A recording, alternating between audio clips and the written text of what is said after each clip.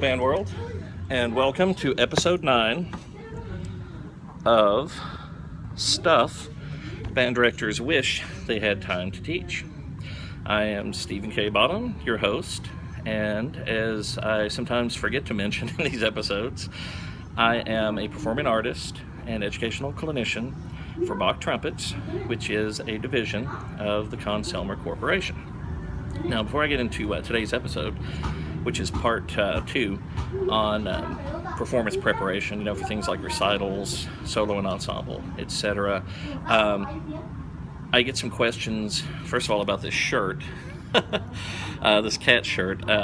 If some of you all remember a rapper from the 90s, his name was Biggie Smalls. This is supposed to be Biggie Paws. As you can't tell, I'm a dog person, but I'm also very much a cat person, and, well, cat people were known for being weird, so there you go.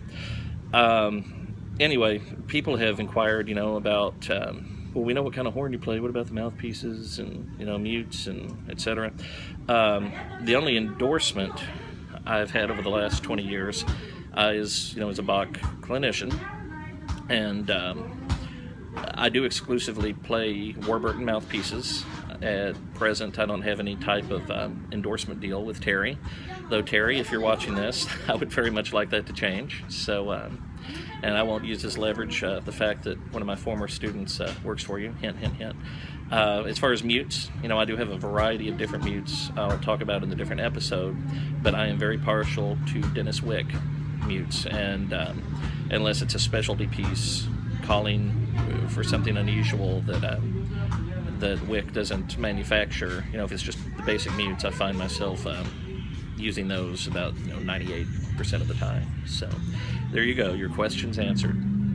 I am filming today at Jeffersontown Veterans Memorial Park, and Jenny had questioned if maybe it was a little disrespectful to do this here, but the simple fact that Jeffersontown, to keep people from doing this on the highways, has declared Veteran Memorials Park an official Pokemon zone, and you can't really see, but there's probably a couple of dozen adults and children around me catching Pokemon.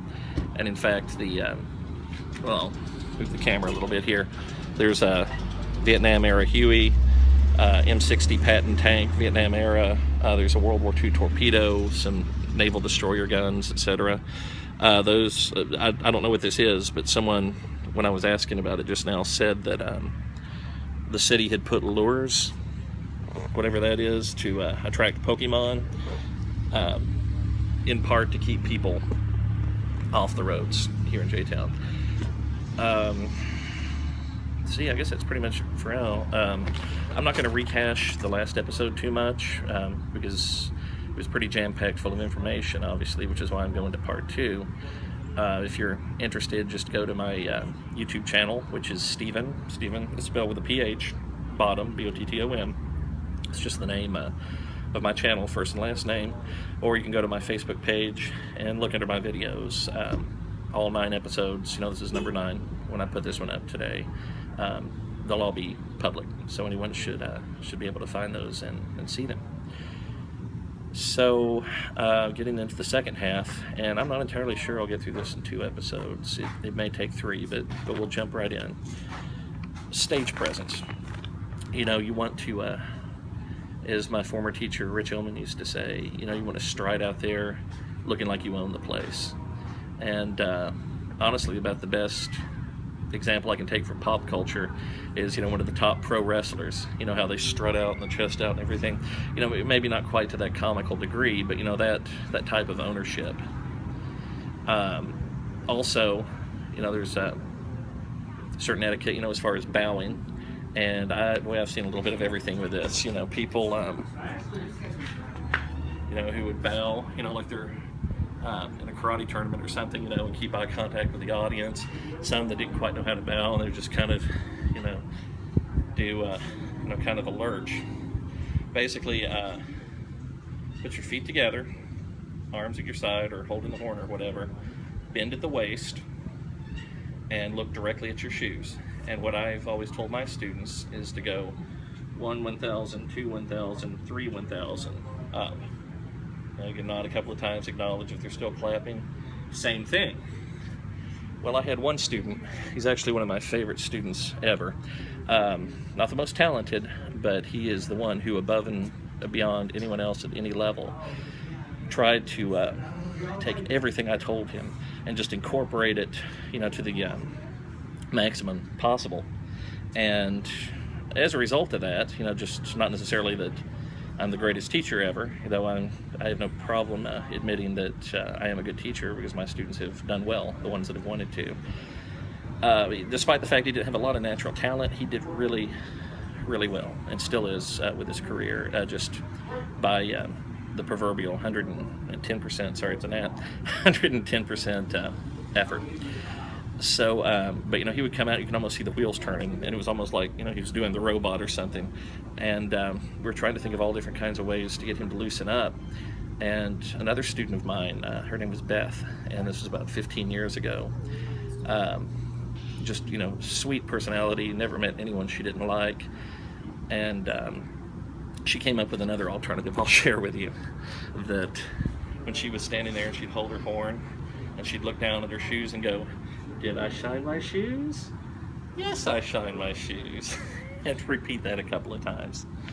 So, that's very important to have a credible and non-comical stage presence. At least don't be unintentionally comical. Moving on. Let's see, I've made myself a couple of notes this time. As far as appropriate dress, I have noticed and I admit that things have changed since back in my era, which I would call, from mid-'80s, when I started doing solo and ensembles, in junior high, up through turn of the century, which was the last time I auditioned for and won a college job. The dress has changed. Now, I still think that there's a certain standard you should uphold just to be on the safe side, and basically it's what we colloquially call church dress. No jeans, no tennis shoes, slacks, nice shirt, collared shirt. Ladies, of course, for formal dress, solid black or pantsuits, or I see a lot even in recital. A gentleman, if it's in a recital, I think you should at least wear a tie, if not an actual coat.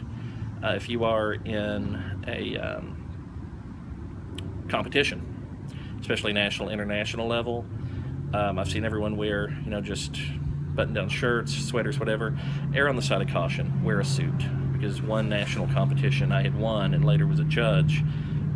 We had some clown on the judges panel, and that was the only year he judged, that he was marking people down, based on quality of their shoe shine and whether he thought they dressed up enough. Or like, really, that?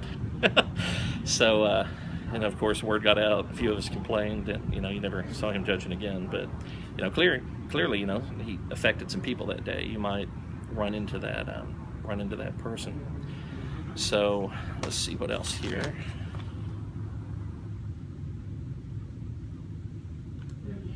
Gets me back to the topic of how subjective judging is. Now, I'm proud of the fact that any national or international competition I ever entered, I at least advanced to the finals. And I won most of them, to be brutally honest. But the thing is, judging is so subjective. I remember one international competition I was doing where I was in the finals. I actually finished third. And, afterwards there's always, kind of mingling and talking and whatnot. And I talked to a couple of trumpet players, of international stature who had judged in the past and weren't judging that year. And one of them was like, "Oh, well, I would have had you second place, not third." And another, said, "Well, actually, I thought you won it, hands down. I thought you won it." And yet another one said, "Oh, you finished right about where you were. Probably wasn't your best day. Sorry about that." So, it just goes to show you that, music is subjective, and when you're trying to quantify it, you can count missed notes, but if everybody nails it, then what? It comes down to personal preference. So it really is a matter of subjectivity. As I said. So if you're doing these things, and the reason I did them is that, I had great nationally known teachers, but the schools I went to weren't necessarily nationally known. So it was a way of gauging myself against the trumpet players at the major conservatories, major music schools, and the fact that I always made the finals and that I won most of the ones I entered. It kind of reinforced that I was where I was supposed to be, doing what I was supposed to be doing. So don't be too hard on yourself. If but I played so much better than last time, and last time I finished second, and this time I was last place and 4 in the finals or whatever.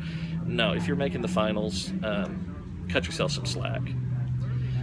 And unfortunately, I got through, we're almost to 11 minutes now, and I've gotten through about half of what I wanted to cover.